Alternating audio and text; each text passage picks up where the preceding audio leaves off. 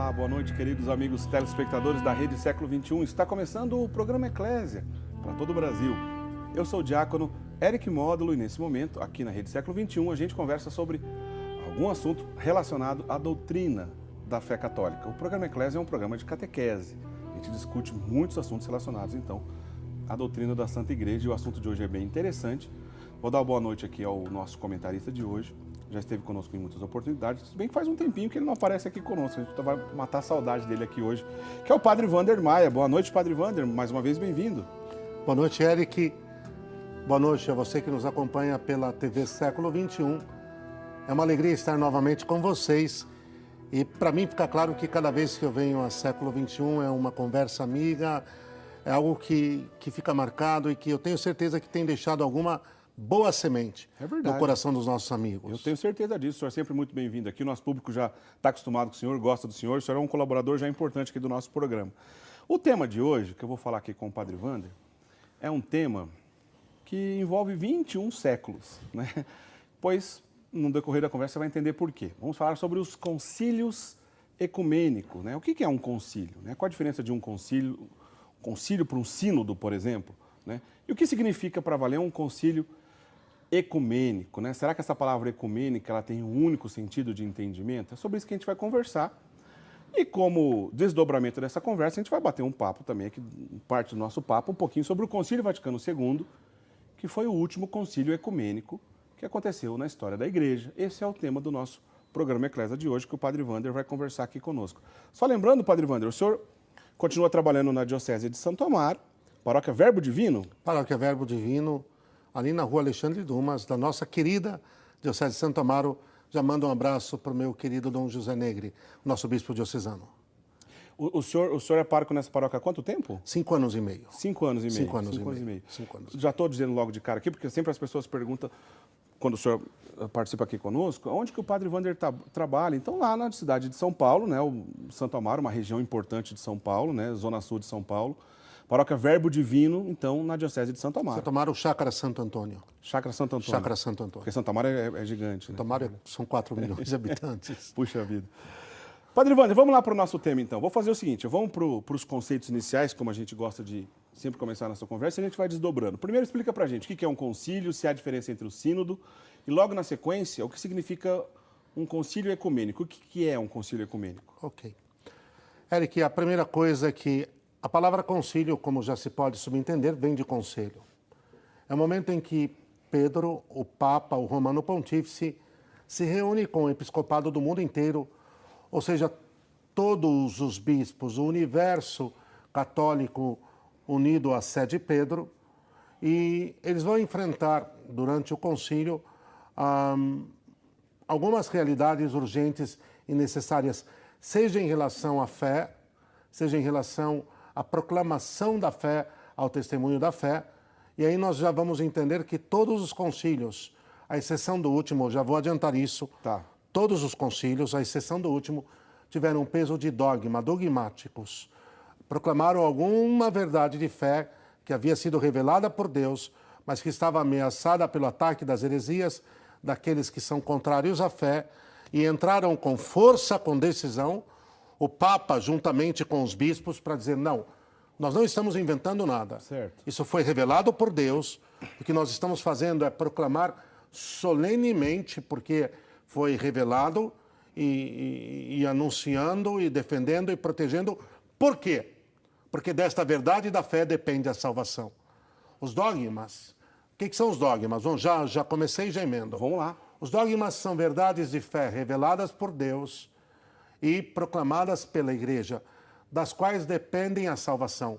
Por exemplo, Jesus Cristo, verdadeiro Deus e verdadeiro homem, proclamado pelo Concílio de Calcedônia no ano de 451, é uma verdade de fé revelada por Deus e proclamada pela Igreja, da qual depende a nossa salvação. Certo. Não se pode ser salvo sem se crer que Cristo é verdadeiro Deus e verdadeiro homem. Alguém que aceite só a natureza divina de Cristo está caindo numa heresia, a heresia de Eutíques, no monofisismo. Certo. Alguém que aceite só a natureza humana e piorou, tão ruim quanto, mas piorou um pouco mais, porque está negando que Jesus é Deus, aí é um pouco o arianismo. A heresia de Ário que desembocou o quê? Na necessidade do concílio de Nicéia em 325. Assim, o senhor já foi falando de alguns concílios no início da história da igreja? Já fui situando um pouco. Só para a gente pontuando aqui. Bom, esse dogma que o senhor falou, essa verdade de fé está contida na revelação divina. Na revelação divina. Não é uma verdade de fé inventada. Não, sob hipótese alguma. Todos os dogmas são verdades de fé reveladas por Deus. Certo. Estão contidas nas Escrituras, ainda que nas entrelinhas. Lembrando que aquilo que já ensinamos outras vezes e que o Eclésia fez questão de afirmar, que todas as verdades de fé não precisam estar explícitas em letras garrafais nas Escrituras. Certo. Por quê? Porque a igreja é a receptora, é a intérprete e é a tutelária da revelação. Certo. E a Bíblia nasce da igreja e nasce para a igreja. Ponto. Para não sairmos do tema, Eric. Tá certo. Qual a diferença entre um concílio e um sínodo? O concílio abarca o Papa com o episcopado do mundo inteiro e que versará exatamente sobre, e foi assim nos 20 anteriores, sobre a verdade da fé revelada. A proteção e a proclamação da verdade da fé revelada e que precisa ser reafirmada com autoridade para todo mundo. É por isso que precisa estar Pedro junto com o Colégio Universal dos Bispos.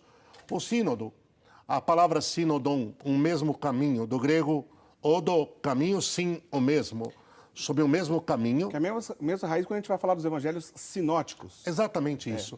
Sinóticos, sob o mesmo olhar. Sinosopticon, sob o mesmo olhar. Certo. O sínodo, que é sob o mesmo caminho, implica que de tempos em tempos o Papa se reúne com uma parte do episcopado mundial, por isso não é um concílio, porque não é todo o episcopado mundial, mas é uma parte, para refletir sobre algum tema da evangelização e refletindo sobre esse tema específico da evangelização, propor novas metas, novos objetivos, para não deixar a evangelização cair no marasmo, certo. Não deixar a evangelização cair na mesmice. Mas sempre versa-se sobre a evangelização de um modo geral. Mesmo quando é sobre a vida do clero, cuidar sobre o ministério e vida dos presbíteros não é outra coisa senão do que cuidar da própria evangelização, não? Uma reunião regional de alguns bispos, portanto, um sínodo com a presença do Papa, não significa que os assuntos ali serão tratados com menor importância ou que são assuntos secundários. Não. São assuntos também importantes. Não, também importantes. Houve, vamos corrigir isso aqui, hein? Tá. Houve, durante a história da igreja, alguns sínodos que tiveram uma importância tão relevante que o alcance na sequência do desdobramento da história da igreja teve um peso muito similar ou quase que idêntico ao dos próprios concílios. Portanto, o sínodo ou o concílio, então, se trata de uma reunião importante de bispos que o Papa organiza. Preside. Se bem que no início da igreja, né? Bom, nós vamos falar aqui durante a nossa conversa. Em 21 séculos de cristianismo, aconteceram 21 concílios ecumênicos, que o senhor vai ainda voltar para a gente explicar o que é um concílio ecumênico. O senhor já volta nesse assunto. 21, a média é um por século. Na média, sim. Se bem que teve períodos longos, né? Se a gente pensar, por exemplo, o concílio de Trento, no século XVI, depois outro aconteceu só no século XIX, né? Que foi o concílio Vaticano I. 324 anos depois. Mas, em média, aí um por século, por século. De 21. Os 7 primeiros desses concílios na Igreja Primitiva foram importantíssimos, o senhor citou alguns deles. Primeiro concílio de Nicéia, no ano 325. Primeiro concílio de Constantinopla, no ano 381. Primeiro concílio de Éfeso, no ano 431. Concílio de Calcedônia, no ano 451. Segundo concílio de Constantinopla, no ano 553. Terceiro concílio de Constantinopla, no ano 680. E o segundo concílio de Nicéia, no ano 787. Esses 7 primeiros concílios são importantíssimos, porque lidaram diretamente com questões relacionadas à heresia de cada época, de cada período. A gente já falou isso em outras oportunidades aqui, inclusive, né, Padre Wander? Agora, o último concílio ecumênico, o concílio Vaticano II. Né? A gente daqui a pouquinho vai destacar um pouco mais do concílio Vaticano II, mas para a gente encerrar o primeiro bloco, a palavra ecumênico, né, relacionada ao concílio, ela tem aquele mesmo sentido que talvez nos últimos anos a gente usa a palavra ecumênico para dizer que é uma reunião de diversas denominações religiosas ou diversas denominações cristãs ou ela tem um outro aspecto, um outro entendimento dessa palavra ecumênico? Para a gente entender na prática o que é um concílio ecumênico. Ok. Eric, se você me permite, eu vou segurar um pouquinho essa resposta. Tá. Por quê? Primeiro que a palavra ecumênico não tem nada a ver com a salada, com a bagunça, com a mistura, com outras crenças, com outras doutrinas e companhia. Tem um sentido totalmente distinto e, aliás, é o sentido original. Certo. Como tudo que é distorção na história se apropriou do sentido original num determinado momento, se distorcendo e criando a confusão que se criou depois. Mas ainda voltando aos 7 primeiros concílios, Tá. porque até o de Nicéia II, por que esses 7 primeiros concílios são chamados os concílios cristológicos ou essenciais? Os mais importantes, quer dizer, porque no fundo esses 7 primeiros definiram todo o alicerce da doutrina cristã católica que será ensinado em todos os séculos.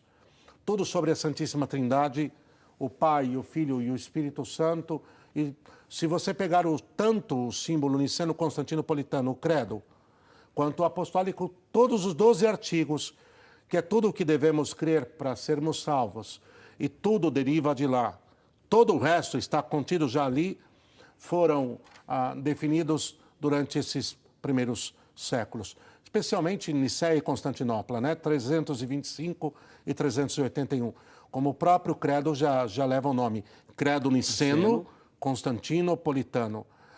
Agora, se nós temos esses 7 primeiros concílios que foram essenciais e que eles bateram o alicerce de todo o ensinamento límpido, puro e nobre da doutrina católica, significa também que eles existiram para enfrentar a praga das heresias, que são umas espécies de vírus que tentam entrar no corpo da igreja e infeccioná-lo com o quê? Com distorções da interpretação da revelação, com mentiras em torno daquilo que foi revelado e confiado por Deus e assim por diante.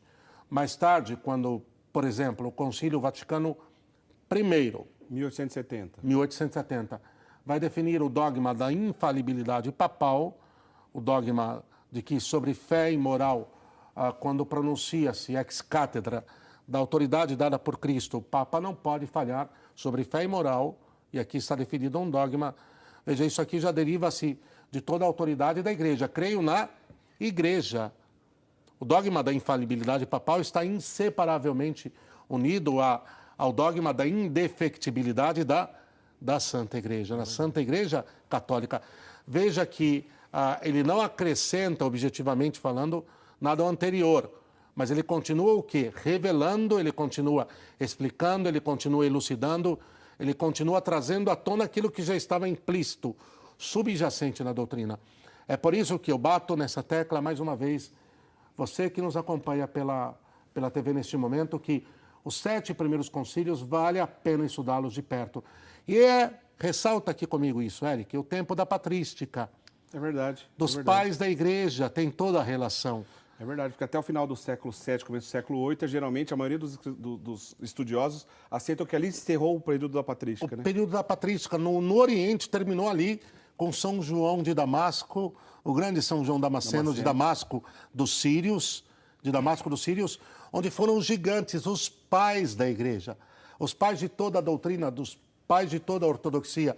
Dentre eles, o mais insigne de todos, o grande Santo Agostinho, o maior de todos eles. Mas você tem o São João Crisóstomo, você tem o Santo Irineu de Lyon, você tem um Santo Atanásio. É importante falar isso. Você tem o São Gregório, o São Basílio. Não é pouco mesmo falar gigante, eles são gigantes mesmo. São gigantes, são gigantes. Ou seja, todo esse fluir da doutrina, cuidada, tutelada, alicerçada pelos papas, mas foi possível também porque Deus levantou na história da igreja, naquele momento, uma pleiade de santos maravilhosos, gigantescos, que com a voz e com a vida consolidaram o ensinamento da Igreja Católica. Na Igreja Primitiva, né, nós falamos no bloco anterior dos 7 grandes primeiros concílios ecumênicos, mas antes ainda dele tivemos outras reuniões, né, com os bispos. No caso, o primeiro deles, o próprio São Pedro ainda era vivo, né?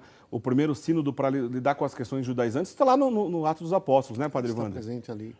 Aquele embate sobre quais eram os costumes que pertenciam ao antigo judaísmo e que, na liberdade do Espírito e segundo a nova lei, a nova e eterna lei deveriam cair, dentre os quais predominou a circuncisão, e aí a não consumação de alguns alimentos dados como impuros, etc. E nesse sentido aí a colegialidade foi importante. São Paulo foi um trovão, viu? É verdade. São Paulo teve de ser firme e com toda a reverência, mas teve de aconselhar, aí sim, aconselhar firme, mas teve de aconselhar São Pedro. Isso comprova, é bonito isso, porque comprova que desde o início a igreja precisou conversar, né? Sim. Os bispos, a partir dos apóstolos, Sim. e depois continuando, obviamente, nos bispos, sucessores dos apóstolos, a igreja precisa se reunir para conversar, para trocar ideia, para chegar Rezar juntos. um denominador comum, sim, né? Rezar juntos, exatamente. Sim. Agora, 21 concílios ecumênicos aconteceram aos longos dos séculos, dos 21 séculos do cristianismo, né? 21 concílios, em média, um concílio por século. E aí a pergunta que eu ia fazer para o senhor, Padre Wander, é o seguinte: alguns desses concílios foram tão importantes que não influenciaram somente a vida da igreja, mas toda uma geração, né? Toda uma região, e a partir daquela região depois expandindo para o mundo todo. Para dar um exemplo talvez do maior exemplo disso tudo, o Concílio de Trento, né? Todo o episódio da reforma protestante e a contra-reforma católica, o Concílio de Trento ali no coração dessa discussão, não estava gerando ali um conteúdo somente para os católicos, mas algo que ia pautar os séculos dali em diante, né? Posteriores todos. Eric, me permite dizer uma coisa. Eu sou devotíssimo do Concílio Vaticano II. Tá. E acredito que o Concílio Vaticano II seja uma obra-prima do Espírito Santo. Mas não dá para se negar que, do ponto de vista dogmático, doutrinário, o maior concílio de todos os tempos é o Concílio de Trento. O Concílio de Trento foi gigantesco, foi majestoso na sua proclamação firmíssima e sólida da fé. Agora, pensando em que o que significa ser ecumênico e que não tem nada a ver com a mistura... O senhor vai dar a resposta, então, do bloco anterior, que eu perguntei para o senhor que, na prática, o que é um concílio ecumênico? O que significa isso? Porque Trento foi o concílio ecumênico. que é importante. Trento foi o 19º concílio ecumênico. Tivemos só mais dois depois, o Vaticano I e o Vaticano II. Verdade. O 19º concílio ecumênico para enfrentar o protestantismo. Eu vou até me corrigir no próprio ar, não, quer dizer, para reafirmar a verdade da igreja. A igreja não precisava de um concílio para enfrentar o protestantismo. É muito pouco isso. A igreja precisava de um concílio para proclamar solenemente a sua identidade e a sua missão redentora e salvífica. Certo. Isso o Concílio de Trento fez, trazendo os dogmas com uma força muito grande. Agora, trazendo os dogmas, proclamando os dogmas com uma força muito grande que eram necessários. Bom, também dizer que sobre a questão da Santíssima Eucaristia, o cânon das Escrituras, quem lacrou para sempre foi o Concílio de Trento, mas para que nós possamos reter aqui, para que possamos reter bem.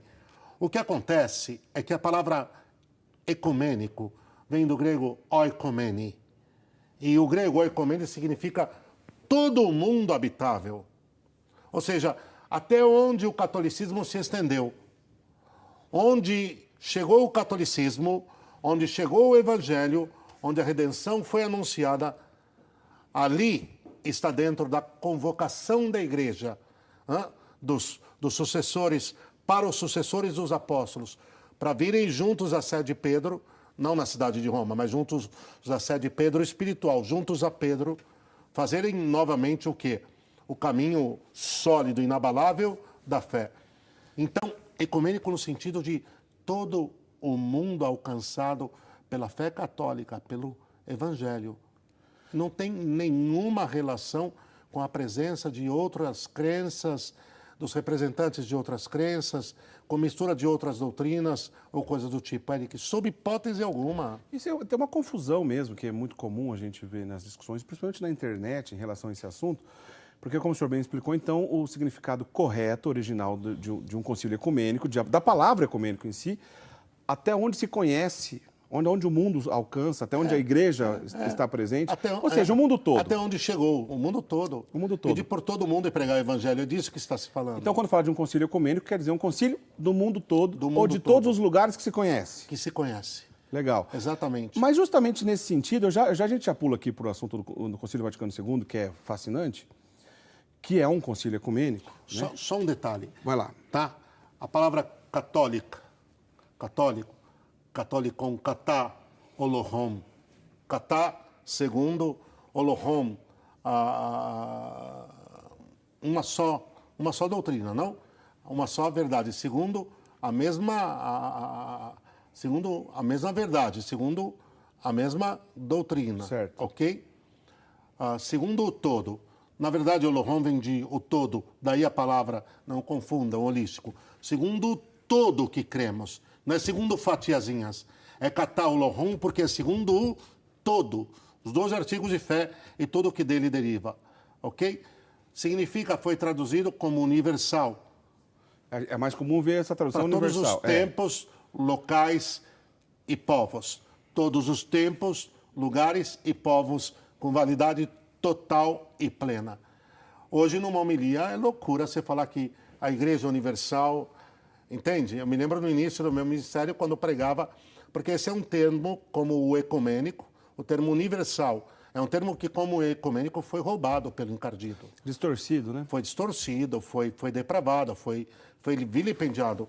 Um termo tão próprio que, na sua raiz original, ecumênico significava exatamente isso. Nenhuma relação com a miscelânea que se pensa, se propõe fazer. E aí você tem alguma preocupação em relação ao Vaticano II, É justamente, exatamente isso que eu ia continuar a nossa conversa nesse sentido.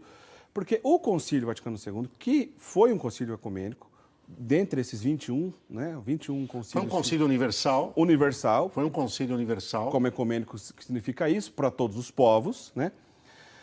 Há muitas pessoas que confundem isso mesmo com dando a impressão de que outras denominações cristãs estariam, por exemplo, influenciando as decisões dos bispos no concílio.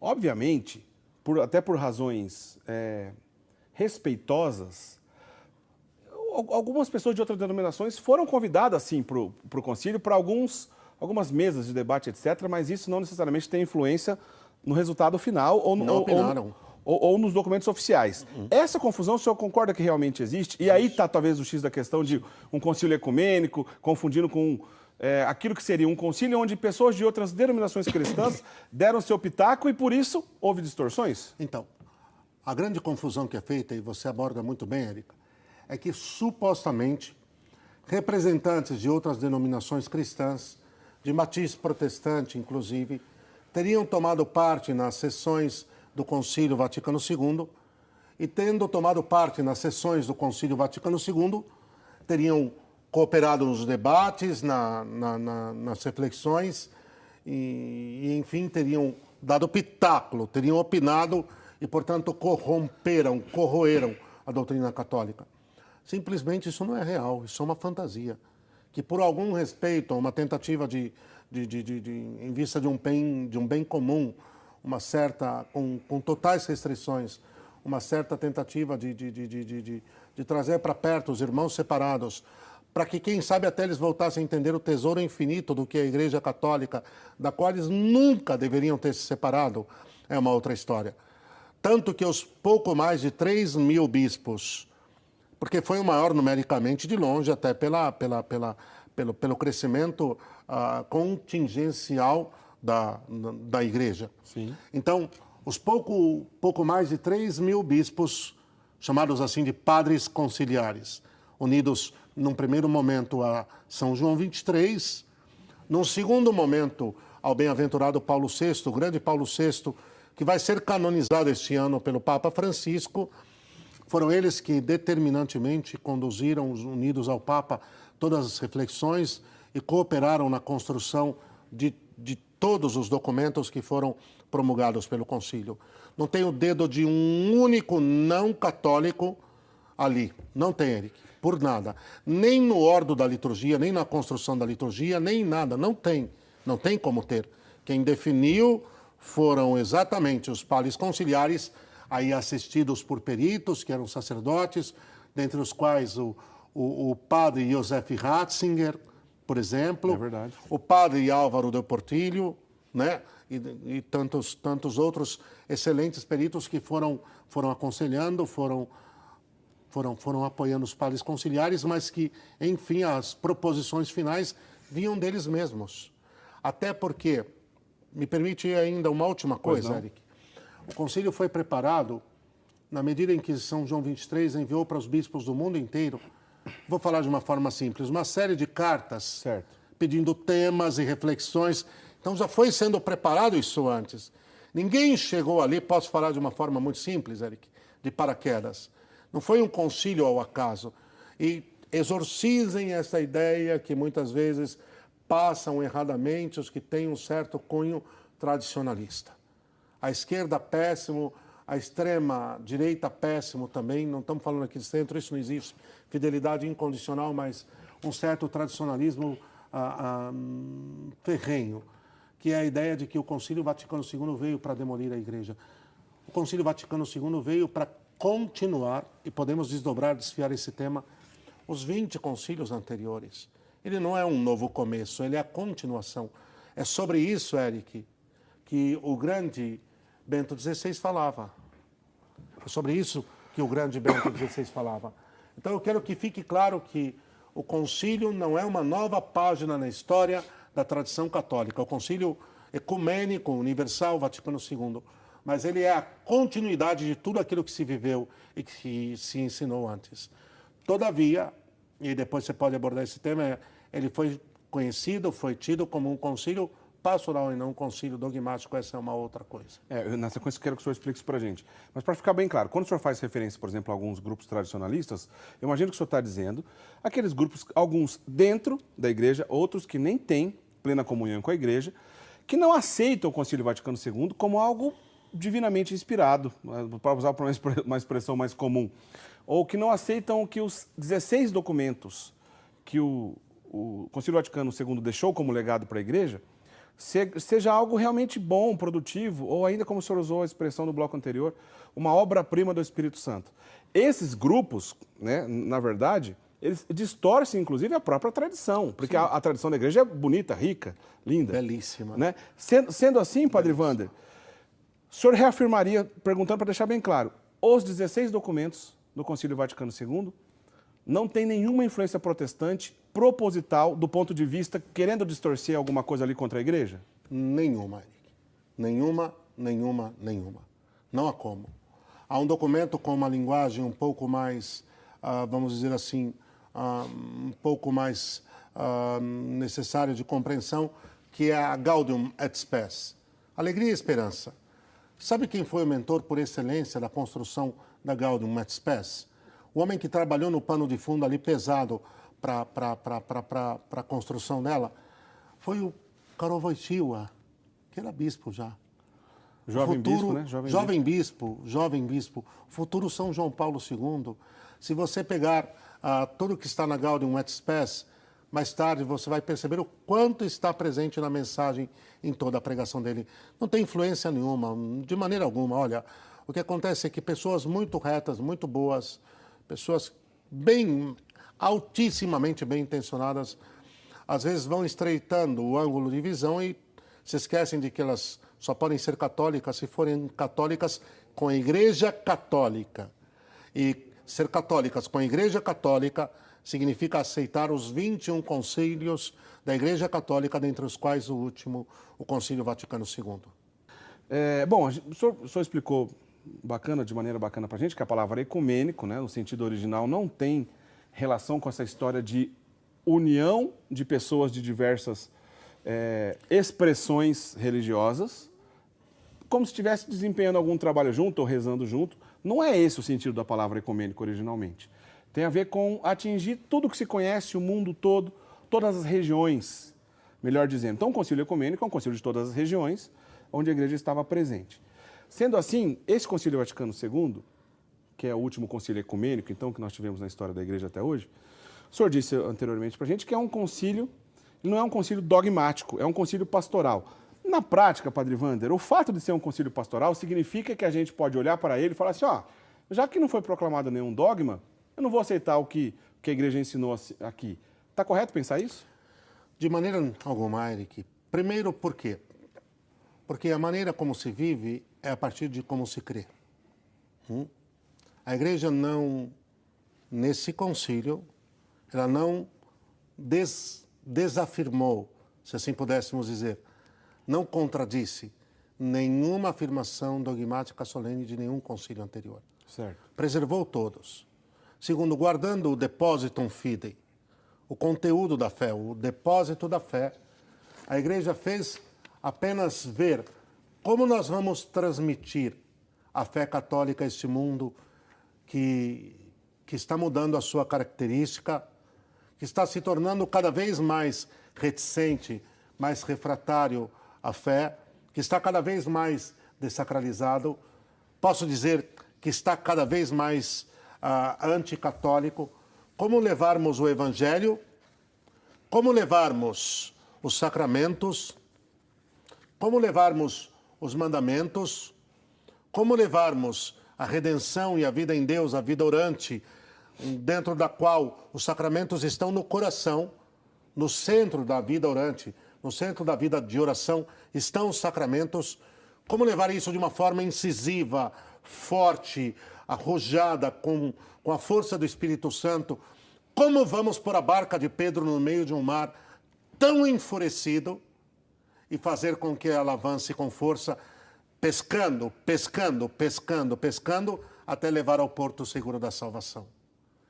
Então ninguém está autorizado a desmerecer, nem desconsiderar. Por quê?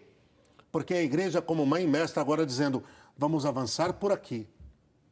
Conservado o conteúdo, conservado as nossas riquezas, conservado o tesouro da fé, o depósito da fé. Agora nós vamos transmiti-lo partindo para essas realidades e esses expedientes. Isso é para fazer ouvidos mocos? Ouvidos surdos?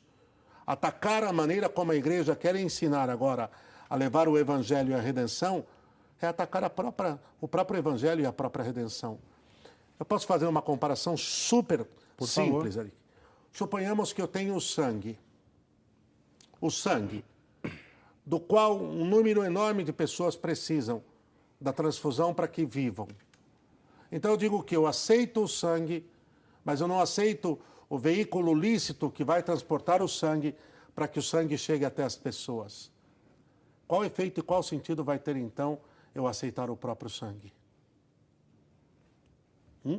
Porque a verdade estava lá, imutável. Imutável, mas não, preservadíssima. Mas não aceita a maneira na qual o próprio Deus escolheu para que chegasse a verdade até a gente, né? Até a gente, que é o Concílio Vaticano II. A maneira como agora, nesse tempo, veja, é uma nova evangelização segundo aquilo que a própria igreja definiu, segundo uma metodologia nova, mas a verdade sempre antiga, perfeita e bela. Nova forma de transmissão, que não ataca e não dilui o conteúdo. Veja, eu posso levar esse mesmo sangue de barco, de carro ou de avião. Vai ser o mesmo, não? Claro, claro. Agora, qual dos três veículos vai ser necessário para que alcance o fim ao qual eu pretendo? Que é chegar a todos, sem diluir em nada o conteúdo da fé. Me mostrem, Eric, eu desafio quem está nos assistindo nesse momento. Me mostrem uma única violação do Depositum Fidei, do depósito da fé que o Concílio Vaticano II fez. Aí é claro que muita gente vai grifar umas 200 afirmações dos documentos isoladas, lidas separadamente, e vai colocar exatamente como os protestantes fazem, pegando versículos isolados da Bíblia. Olha, está aqui, olha o que diz aqui a Gaudium et Spes, olha o que diz aqui a Lumen Gentium, o principal documento do Concílio Vaticano II, a Lumen Gentium, Luz dos Povos. Olha o que diz aqui a Sacrosanctum Concilium, a Optatum Totius sobre... Não, vamos ler no todo.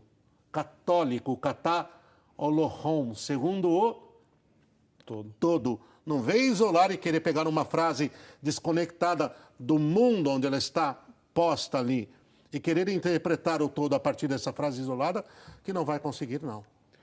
Bom, é claro que o senhor já disse aqui em outra oportunidade, mas essa fala do senhor também já ressalta isso. O senhor percebe, de maneira geral, assim, muita gente que atribui falas ao concílio que, na verdade, ele não disse? O que eu aprendi, Eric? Aprendi de sacerdotes bons, zelosos, com os quais convívio. Aquilo que é fato. Uma coisa é o que o Vaticano II disse e que ainda não se descobriu. Queria me deter um pouquinho mais nisso, Eric. O que o Vaticano II disse? Até hoje, nós ainda não mergulhamos no que o Concílio Vaticano II disse para valer, que foi o grande esforço de um homem que era o cardeal Joseph Ratzinger, que pegou um pós-concílio, já que estamos nos concílios ecumênicos, hein? O que acontece é que, me permite, no ano de 1972, o bem-aventurado Paulo VI fez uma alocução desde a Rádio Vaticana para todo mundo. Era o ano de 1972. E nesta locução, que ele chamou, é importante, eu estou dizendo isso, Eric, os nossos amigos em casa já vão entender, porque vai dar uma compreensão única ao que nós estamos aqui tematizando, problematizando. Então, em 72, o bem-aventurado Paulo VI faz uma locução desde a Rádio Vaticano II, desde a Rádio Vaticana, certo, chamada Sede Libero nos Amalo. Sede libera nos Amalo, mas livrai-nos do mal. Onde ele coloca que depois do Vaticano II se esperava uma primavera, uma verdadeira primavera, mas ao contrário disso veio só tempestade. Isso joga contra o segundo Vaticano II? De maneira nenhuma. O que Paulo VI estava querendo dizer é que não estávamos conseguindo mergulhar dentro do que o concílio ensinou e levar isso para frente, colocar isso em prática. Joseph Ratzinger fez um grande empenho com São João Paulo II e depois como Bento XVI para que mergulhássemos. Está começando a florescer a compreensão do concílio. Uma coisa é que o concílio disse, está começando a florescer. Outra coisa é o que dizem que o concílio disse. Outra coisa é o que dizem que o concílio dizem. 2. E 3, Eric, outra coisa é o que dizem no concílio. Aí o que dizem do concílio... A coisa vai longe. Vai longe, meu Deus do céu. Então, uma coisa é o que o concílio... O que o concílio disse? Segundo, vale a pena, vocês já fizeram, mas sempre voltar ao tema do Vaticano II. Sim. O contexto em que ele aconteceu, o contexto de pós-guerra, o contexto de Guerra Fria, das duas, o mundo dividido em dois grandes blocos, sim, né? Os países socialistas, por detrás da cortina de ferro, liderados pela União Soviética, naquilo que eles chamaram de Pacto de Varsóvia, e o outro grande bloco, o bloco das nações do Atlântico Norte, o mundo do europeu desenvolvido, mais os Estados Unidos, ok? Outra coisa era isso. Um mundo com uma profunda dor e uma profunda chaga ainda deixada pelo ódio do pós-guerra, com muita miséria, com muita fome, com uma devastação já moral em curso, espiritual em curso, severa. E o Concílio Vaticano vem aí. Como é que nós vamos levar a redenção a esse mundo? Dá para entender, Eric? Quer dizer, a grande pergunta que o Concílio quer responder. Como fazer a redenção chegar a esse mundo? Aí alguém vai me dizer assim, desculpa, mas eu estou inflamado, Eric. Não, vai lá. Alguém vai me dizer assim, mas como? Não precisa se perguntar como levar a redenção a esse mundo. É joelho no chão e penitência? Claro que sim. E a vida dos santos, e sempre foi isso.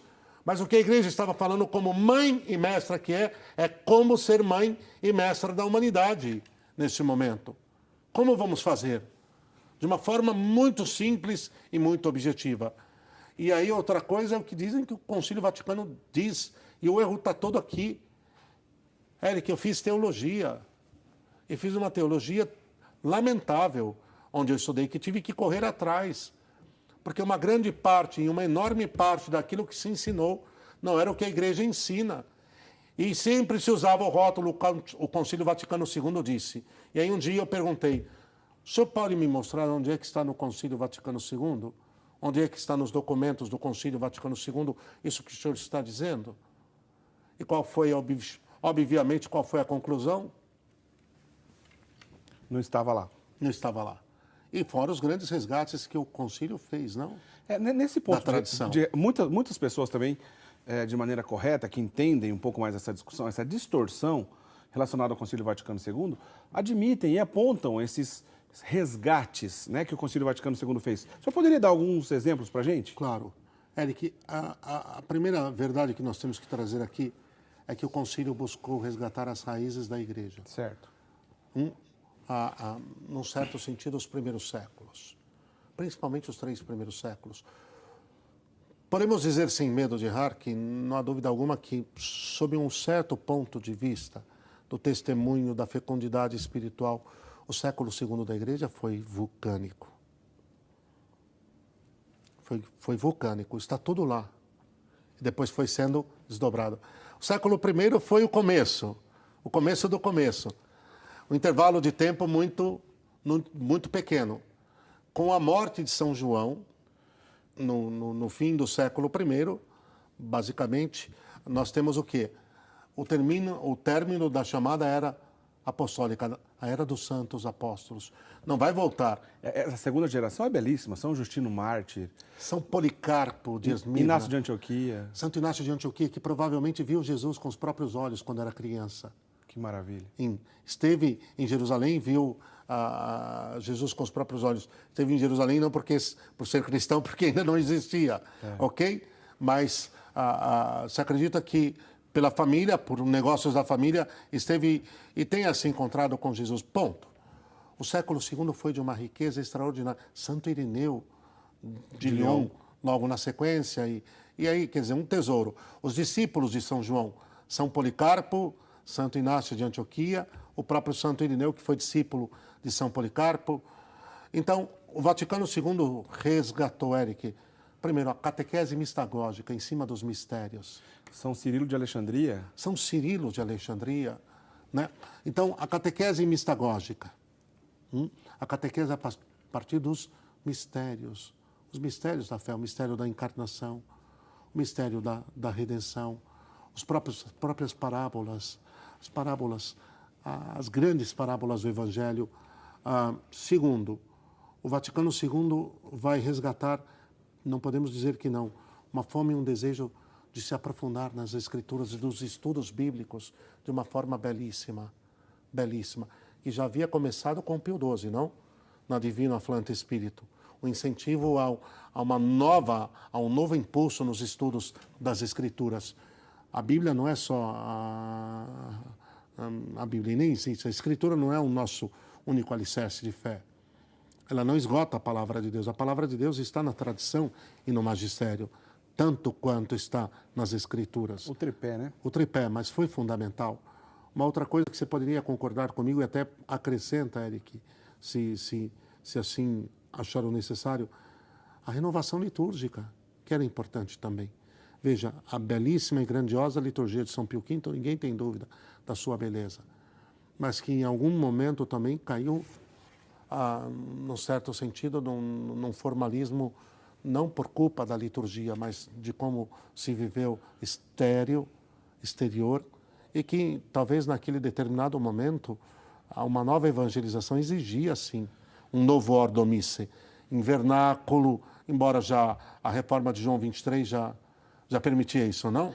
Isso é quase que uma inocência pensar, né, Padre Wander, que alguns tipos de exageros e abusos que acontecem na liturgia atualmente, é quase que uma inocência pensar que só existe na nossa geração. Isso aconteceu também em outras gerações e, portanto, antes do Concílio Vaticano II, infelizmente, também acontecia abusos litúrgicos. Sem dúvida. Eric, coisas graves. Eu acho que assim, a coesão que a liturgia de Pio V deu, a liturgia da Igreja, foi positiva? Foi. Porque assim, quando foi proclamado o rito de São Pio V, a coisa estava numa bagunça sem fim. Você ia em 10 paróquias distintas e via 10 liturgias distintas. Tá tudo bem. Foi um up, vou usar um termo um pouco moderno, de qualidade, de unidade foi. Sem dúvida. Mas já na reta final, no momento do Concílio Vaticano II, a própria maneira como se celebrava a liturgia de São Pio V já estava desgastada em muitos lugares. Isso se pode comprovar. Está na cara, é claro, é óbvio isso. Às vezes, meramente de forma exterior, ritualística, chutada. E o senhor bem disse, a culpa não era do rito antigo, que Não, é santo e belo, belo, e nem a culpa é do rito novo, que também é santo. Não, é isso. É isso, quer dizer, aí depois a pessoa pega alguns erros, alguns escabros que acontecem na liturgia de Paulo VI, a culpa é na liturgia de Paulo VI. Mas me pegue o missal e me vá nas rubricas e me mostre um único lugar onde as rubricas autorizam a fazer aquilo que está sendo feito.